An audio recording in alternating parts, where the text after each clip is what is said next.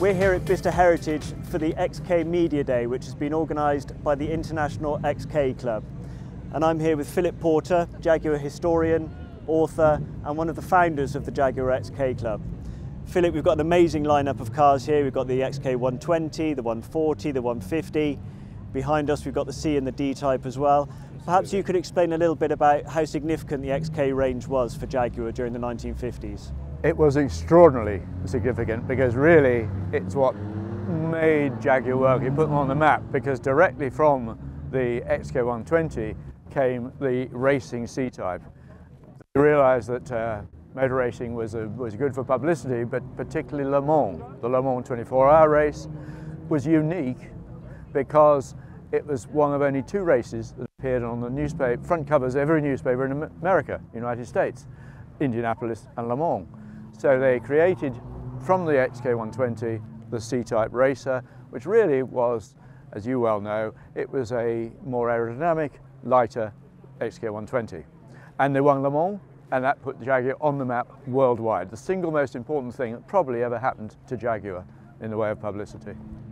And in the course of writing your books, you would have met many of the people who are directly involved with developing the XK and the C-type and the D-type. What are some of your memories of those guys? Well, they were a wonderful bunch of people. They actually, perhaps the most remarkable thing is that it was a very small team. I mean, in comparison with today, when you have 2,000 engineers or something at Red Bull or whatever, it's extraordinary. There were sort of half a dozen, maybe a dozen at most, but they had proper jobs as well. And the competition department was almost sort of after hours, almost. And so they were very dedicated. A lot of them came from the aircraft industry or the RAF. So that told, particularly with the D-type, which has often been described as an aircraft on wheels. They were splendid characters. There was Lofty England, who was service manager, but became the unofficial team manager, one of the great team managers of motor racing. Lofty was famous for his sarcasm, which was, he had people wilting. He was actually a very nice guy indeed, underneath it, super guy. But I remember when I wrote one of my books on Jaguar sports racing cars, he phoned up from his retirement home in Austria and said he'd read the first half or whatever. He said, "It's not bad."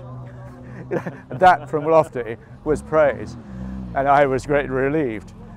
He was wonderful, fantastic memory, a very important member of the Jaguar hierarchy and team. And of course there was William Heynes, Bill Heynes, the engineering director, whose concepts and ideas were behind all the creations, even if he had other people who then drew the designs or whatever and developed them. It basically all started with Bill Heynes. And he had Bob Knight working with him, chassis designer and so on, eminent man, extraordinary, could never make a decision, but a brilliant engineer. Norman Dewis, who did a lot of the testing. He was the only tester from 1952. He was the test department, which was typical of Jaguar.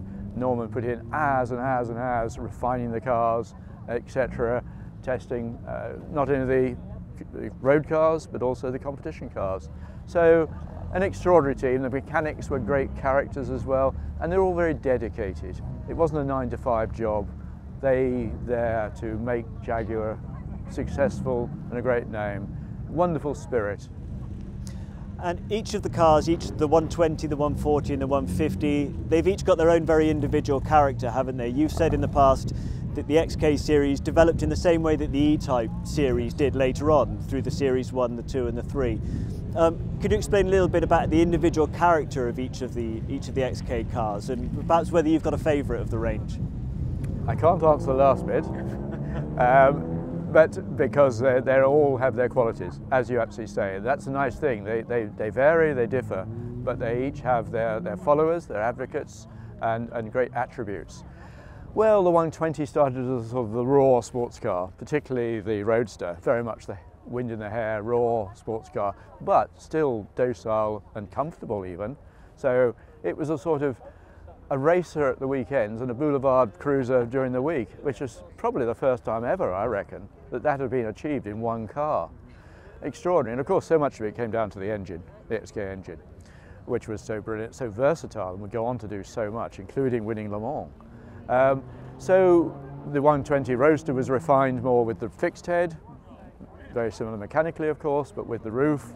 That made a more sophisticated car with its more plush interior, so more of a touring car. I remember Sterling telling me he had one, and he used to drive it from, Sterling Moss that is, driving from race to race on the continent. Good long-legged car, suited me well, is what he once said to me. And then the drop head was the combination, of course, of the Roadster and the fixed head. In a sense, it had a folding hood, so in a sense more practical. 140 refined the concept. Some would say it went a little bit softer. Others would say it was a much nicer car to drive because it had rack and pinion steering and a little bit more power, more leg room, so it made it more usable from that point of view, certainly for taller people. And for a while they were looked down on in more recent times when classic cars first started to be appreciated, and then people realised that actually they were fantastic because they had the classic looks of the 120, the sweeping wing line, but they were in some ways more usable. So they have now appreciated very greatly indeed. The 150 in a sense was a very different car. Mechanically of course, similar chassis-wise and that sort of thing, suspension, but it had the disc brakes, which in period of course was a big step forward, developed at Le Mans on the C-types, and it had more room in the cockpit because of the slimmer doors. And it was more airy and more modern with the bigger windows, the wrap-around windscreen and that sort of thing. So again, more usable, more practical if you like, but still had the tremendous performance, particularly in the S versions and so on. So really they each have their qualities, and it's what excites you, what stirs the blood, and the great thing, as I said, is there are advocates for each one. And it's great to see them. It's great to see them all here. It's great to hear your thoughts as well, Philip. So thanks very much. Thank you, James. Thank you.